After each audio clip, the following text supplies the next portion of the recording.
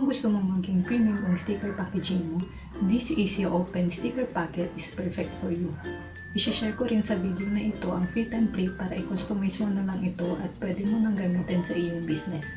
Before we start, click the subscribe button, like this video, para maging updated ka sa mga latest na uploads ko and mga bagong templates na sinishare ko sa channel na ito. Let's make it with me. Make it with Alec.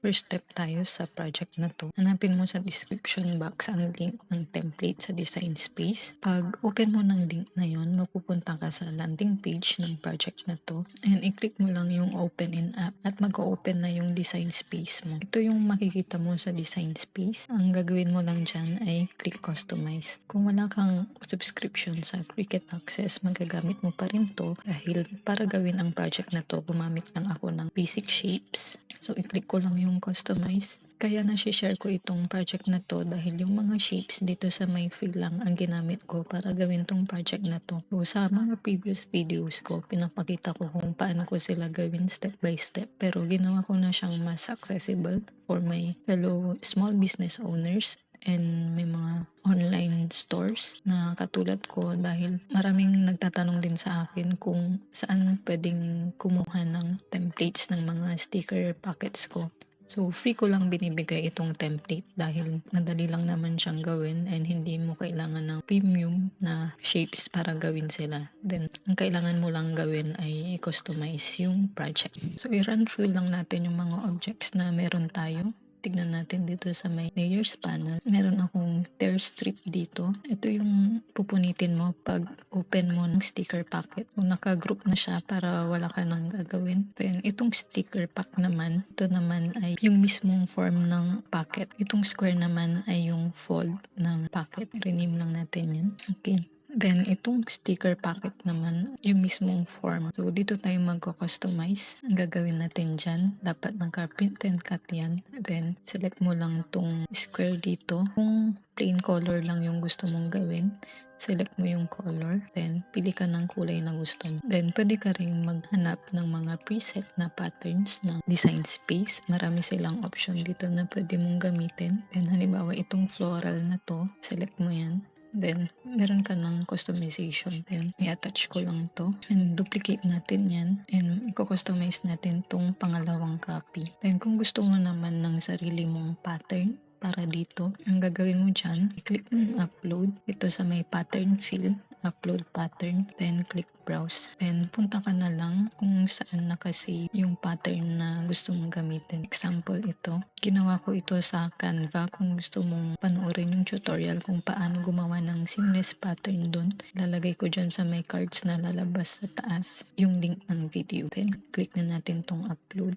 Then, click ulit natin tong upload para makabalik tayo sa canvas. Then, dito mo manap yung pattern. Then, kung ano yung pinakaunang thumbnail na lalabas, siya yung pinaka-recent na upload mo. Then, click mo lang yan para mag-apply siya dito sa may object. Then, i-customize mo lang kung gaano kalaki or kaliit yung pattern na gusto mong gamitin. Dahil seamless itong pattern, pwede ko siyang i-scale down or up infinitely. Walang putol yung design. Then, click close na natin kung satisfied ka na dyan.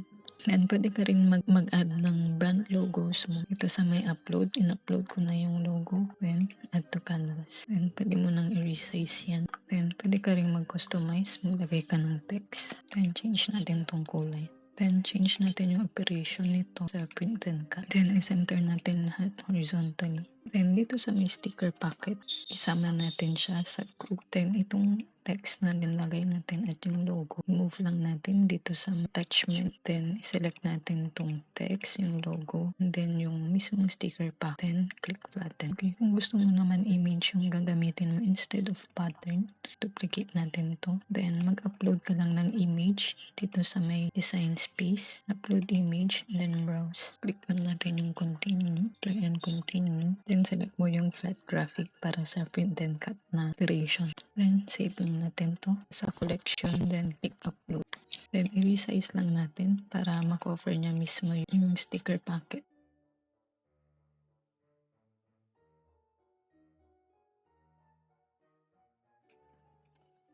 Then, select ko ulit sila.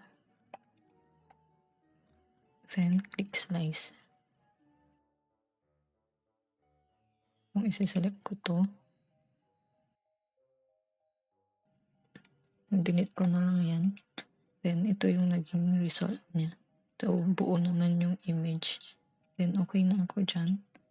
Delete ko lang tong original na form. Then, kung gusto ko pa ng isa, halimbawa, gusto kong palitan yung shape nito, duplicate ko lang.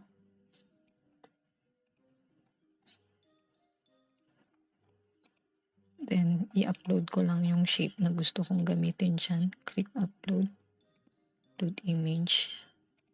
Then, meron akong SVG file dito na squiggly circle. Then, click continue.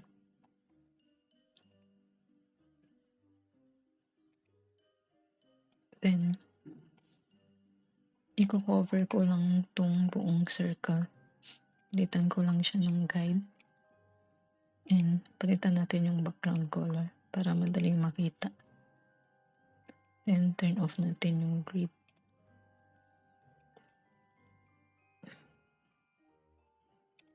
And dahil may butas itong sticker packet natin, kailangan nating takpan yan. Gawa tayo ng circle. Then, patong lang natin siya doon.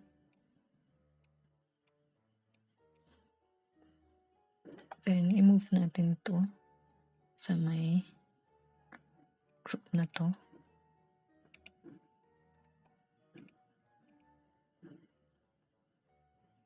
Oops. Ito siya. So, move lang natin sa group na to. Okay. Then, select natin itong dalawa. Then, click weld. Then, move din natin to sa may touch group na yan.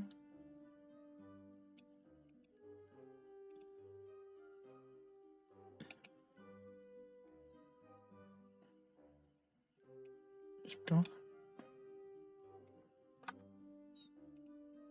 Move na lang natin siya dyan.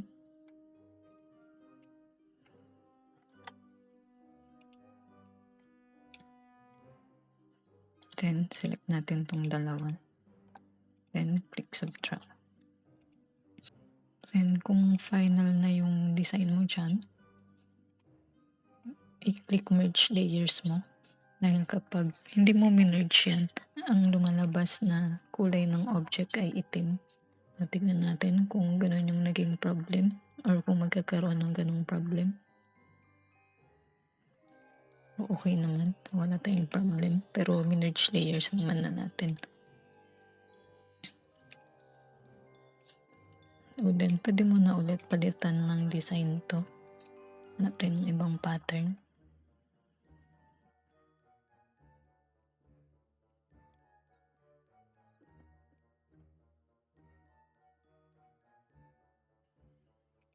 Okay, then pwede na natin itong i-proceed to cut. Click make.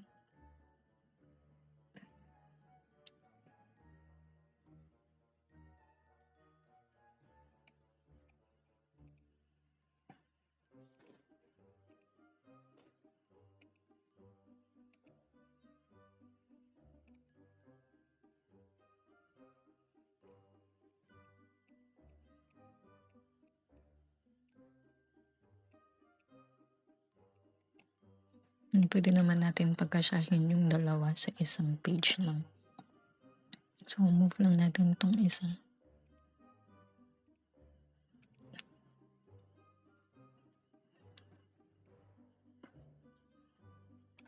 Yan. So, meron tayong dalawang page dito na may print. Wala nang operation tong mat 2 and 3. Then, pwede mo nang i-click continue. Then, send to printer mo na lang. Click next and toggle on mo yung system dialog para mapalitan mo yung settings. Then, kung may preferred settings ka ng printer mo, click mo lang yung preferences and iselect mo lang yung settings na maganda for material na gagamitin mo. Sa akin ay glossy na photo paper ang gagamitin ko. Kaya yung settings ko ay yung best na settings for glossy material. Then click done. Let's wait for it to print. Ngayon, i-apply naman natin yung print material natin sa standard grip mat. Dapat yung edges ng paper ay naka-align sa outer grid lines ng mat. Pagulungan mo lang ng brayer para mas lumikit. What I'm doing here is applying white crayon over the registration marks. Pag ginagawa ito, parang namamatify yung material at madali nang mabasa ng sensor ang registration marks. Ilagay na natin yung mat dito sa may machine. Dapat nakalagay na sa clamp A yung scoring stylus and dapat nasa ilalim ng mat guide yung mat para hindi gumalaw habang nagka-cut yung machine. Click mo lang yung load button para mag-catch yung mat sa machine at susunod namang mag-blink ang cut button. After that, mag-scan na yung sensor ng registration marks.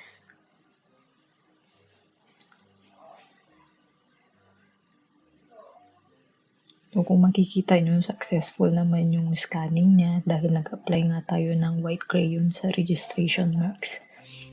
After mag-scan ng sensor, doon naman na magka-cut ang machine.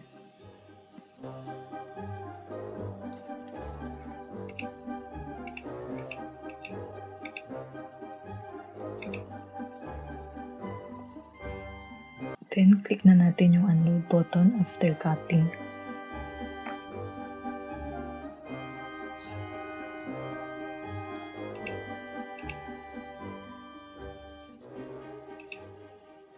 Ang trick para mag-remove ng material sa mat, dapat ang binibend mo ay yung mat para kusang matatanggal yung material at hindi magbe-bend yung tint mo. Kung makikita nyo, flat na flat yung sticker packets natin. Ligpit lang natin yung mat at pwede na tayong mag-fold. Same process lang din yung gagawin natin doon sa susunod na print natin. Ang susunod na step naman na gagawin ko ay mag-score gamit itong scoring board. Ginagawa ko ito dahil faint lang yung score na ginawa ng Cricut, pero makikita naman siya depende sa lighting ng room mo. Extra step ko lang ito para mas maging defined yung fold and mas maganda yung magiging final result niya.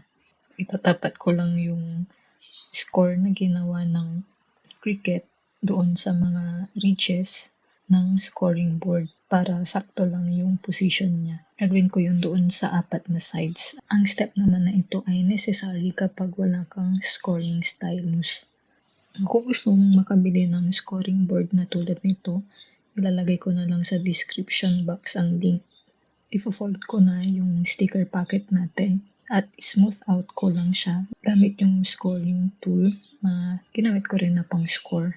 Magandang step tong gawin para maganda talaga yung outcome ng yung sticker packet. Natapos ko nang i-print, i-score at i-fold lahat ng 4 designs natin. Ang next step na gagawin naman natin ay i-assemble na. Gagamit lang ako ng Elmer's glue para idikit natin yung flap at mag-close yung packet natin. Make sure lang na enough lang na glue yung mailalagay mo para hindi malagyan ng glue yung mga ibang parts na hindi dapat lagyan ng glue. Itong second na sticker packet naman, lalagyan ko ng plastic sheet yung window niya for additional protection lang, pero optional lang din to. Ang ginagawa ko ito dahil meron akong mga scrap na plastic sheets na hindi na magagamit. Meron ka ring option na gumamit ng double-sided tape para hindi masyadong messy kung gagamit ka ng liquid glue. Pero ako, mas preferred ko pa rin yung paggamit ng glue over double-sided tape. Close ko lang yung dalawa pang naiiwan na design natin. And pwede na tayong maglagay ng stickers. Dito sa unang sample natin, naglagay na ako ng sticker. Yun yung niretain ko na walang plastic sheet yung window niya. And maglagay lang ako ng sticker na nakalagay sa isang pouch dito sa may isang sticker packet na walang plastic sheet yung window. Ifo-fold ko lang yung pouch at i-insert ko lang dito sa pocket yung sticker. Then, para i-close yan, lalagyan ko lang ng glue yung flap sa taas nung tear strip natin. Then, i-close ko na. Meron din akong mga decal stickers dito na 3 inches by 3 inches yung dimension.